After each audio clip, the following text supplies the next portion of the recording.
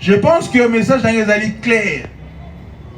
Tout ça là, Mbongo, il y a un impôt foncier. Moutazara na lupangu, a la pauvreté. Fafuta.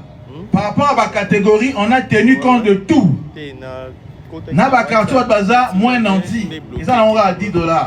Pour moi, la banda généralement la cour commune, ma porte à locataire bazarawana, aux amis mbongo te pour nous foutre impôt foncier na yo. Mais également mbongo ya ba bailleur. Ba bailleur boza supposé que vous allez pas venir dans la ville de Kinshasa. Bozo percevoir mbongo dans la ville de Kinshasa. Et Seigneur na bino koyeba kozongisa. Soki boboyi na bino ko comprendre ngo. Na bandeli lisusu. Locataire on ozo tche pression afuta mbongo à l'état te. Lobby tant au kangalopongo na yo, yenda akoma bailleur na bailleur. Tokani malamu. Message est à la claire. Bozo gagner mbongo na ville de Kinshasa, bozo ngisela ville de Kinshasa ba droit na ye pour améliorer les conditions de la population dans son ensemble. Ceux qui ont participé dans le service public, n'est pas la ville de Biso Komata. Kinshasa est une réalité. Dans ce cas, Jean a depuis Yesu. Alors, il y a un collecteur d'impôts à retraiter durement. Il y a la Bible. Parce que c'est vrai que vous êtes face à la tentation. Donc c'est bien sûr de traiter déjà durement, mais également, nous avons pas c'est la bien traiter durement. Mbongo yo tozo linga kolokota, il faudra écouter la caisse à l'État pour ça la misala oyoko. Ça que population a sungama. Tant où aux la responsabilité, moi na linga na sola pour na mona bino bien. Na boyo ça pour na. Tant aux la terre de sala musala, arrange-toi. Mutuso qui a ligné à répondre à des devoirs civiques na refout à paku, mbongo écoute un trésor urbain. Ceux qui vont mobiliser mbongo ebele. Est-ce que vraiment tu retraité bino mabe? Monsieur chargé de mission. Ceux qui vont dire mbongo et sengeli ebele. Est-ce que tu as conscience que ça va jamais mbongo te? Je pense qu'on va le faire. Vous avez intérêt à vous servir ceux qui n'ont source, que vous servir ceux qui n'ont pas de et continuer dans le bac en ayo, le bac est en prison. Parce que nous devons en épargner à Zate. Déjà, quand on a mis ça le Samuel à Libosoyo, si on comprend, si on réalise qu'il y a des désordre de Salamagi, je pense qu'avant de clôturer, vous sera déjà. Parce que agent autre recoute à un makambo à salaki ou à trichaki ou à soaki déclaration malamute ou à minoraki ou à l'égimbo en pandi, je vous assure, en toute sincérité, toi aussi dans la vie non. Parce qu'on ne peut pas concevoir mouta manifester volonté néer au pestambo à l'État pour l'État sala musala yozo mbongo wana olia yoza plus important que batunia sauter. Si vous avez traité durement, alors on va te programmer pour épargner bino. Vous avez ça pour l'ensemble. Donc vous avez bino pour réfléchir dans ma cala pour vous opposer. Et je ne suis pas en train de blaguer. Moi j'ai beaucoup d'amis ici à la DGRK. Mais dans la complaisance à tout le monde. Les gens qui me connaissent parmi vous peuvent en témoigner. Na complaisanté. Et je vais m'organiser pour bientôt ça à Kopanzambe. Donc tu retraiter vraiment durement. Parce que Nzambe mon tatini tout ça là au bon. Alors tout ça la preuve, il y a gouvernance moro ya malamu. Tout ça arrangé même en bon autorisana, tout publié en va que tout senga ki mbongo tozu autant mbongo wana et gozala orienté nengeni na misala. Rétablir peu confiance au sein de la population, c'est très important. Il va falloir tout chapeau en gouvernance liboso. Donc aux agents et cadres, j'attends de vous un travail de qualité. Kinshasa est un potentiel fiscal énorme. Ça veut dire que vous avez trop. Vous avez trop, mais également vous êtes paresseux. Excusez-moi de vous le dire ça en public.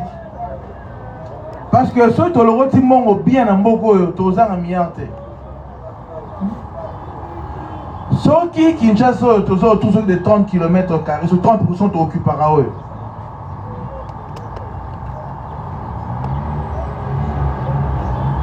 Sur ça, ils sont une trentaine de kilomètres carrés. 9965 km carrés. 30%, on a qu'à Bongo. Vous imaginez que 30 km carrés, ça nous amène autour de 3 milliards de mètres carrés. 3 milliards de mètres carrés sont au prélevé caca. On appelle ça l'exemple, toutes choses sont égales par ailleurs. 0,5 mètre carré. Je ne vais pas tenir compte à tout ce que vous faites là, bâti ou non bâti, on appelle ça à Bongo. Donc à 0,5 sur 3 milliards de mètres carrés, tout ça déjà à 1,5 milliard. Budget n'a mis sont présenté à qui? L'ensemble c'est autour de 1 milliard quelque chose. C'est-à-dire que tu couvrir déjà budget nion sur car en impôt foncier.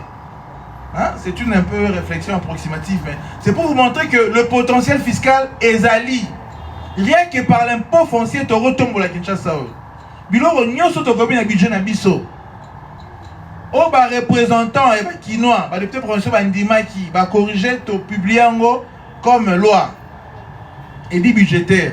Et vous allez appliquer car en impôt foncier. To simbigu tu ba iralité to simbigu tu ba bloc wana mususute. To simbigu tu taxe. Donc on a un instrument très puissant, mais bino bozo compte ça na musalate. Parce que soit vous êtes trop il faut bannir l'esprit. Vous imaginez que si nous avons déjà autour de 1,5 milliard sur l'impôt foncier, Tobakisi IRL, Tobakisi la taxe sur le retard, est-ce que vraiment un agent vraiment est déjà causa piaqué? Causa piaqué parce que la quantité de revenir dans Bino, vous avez un bon révélé. Et engagement liboso déjà 15 ans vis-à-vis de Bino. Et ça va servir à bien prix na bino et vous avez bien honoré. Donc vous avez vu mon beau et bien. Donc si tu sali boulot bien, vous t'en perdre na azate. Mais tant que vous kende au minoré. Donc muto ala ozo minoré le wana azo sekaona no. Côté fara futambo ngebele, il a foutu muke, lui il continue à s'enrichir et toi tu demeures toujours son lèche-pote. Non seulement aux gens le respect n'a été, mais on gagne un peu moins malongate. Mais c'est qu'il faut comprendre que bien mal acquis va profiter à la montée. Pour une histoire à terminer, Namboga va bouka balar à dégâts. Vous m'avez pas souka na bango. À dégâts. Vous m'avez pas souka na bango. Donc tocha esprit, tocha maele. Ville Nabiso, tous perdre en moka sous nos yeux.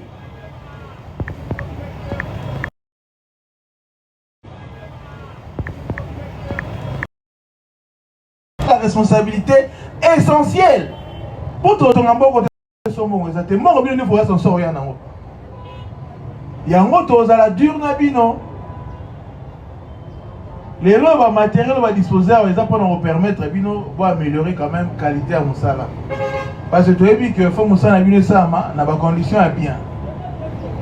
Les lois auprès ba sujetti pour que déploiement de chaque cas ça pour nous rapprocher mieux davantage. Vous avez un conteneur à placer dans la ville pour nous rapprocher bino il y a quoi ba pousse à l'administration fiscale. Mais également le roi dans la heure il y a numérique. Le mécanisme il y a ça là, la déclaration est comme même nanda kunayo au sali. Et de même le paiement qu'on effectue. Donc tout ça a raison militaire il y a au foot até na ko sala musala bienté. Na ko suksa ko ba boye. Quand on est au lobaki à mambo, il va makala. Même Zamba pouya ngo. To ba tuna Yesu mamba pa ko lobaki nini? Pesa na ka isala, ya ka isala. Donc na Yesu yemo lobaki, c'est ngeli to futa. Donc yaka isala topesa na ka isala. Mutunyo sa fout un peu naï. Les agents et cadres des GRK, soyez plus rigoureux dans la méthode. Bon faire prévaloir la vertu. Bon céder la tentation, bon côté un trésor urbain, ce côté belé, pour vous avoir droit à Nabino et vous avez fierté Nabino pour participer dans l'élan Oyo. Il y a développement tout le Japon dans la ville de Kinshasa. Na banzi te mambo to lobiawa, te éclairer ndambo. Opinion, te motiver pebino, Jean Bossala Moussala bien pour tout autres à la bino. Ce qui mambo on s'est observé en haut, les tolobakaka lobby et Kinshasa et Zobonga. Merci.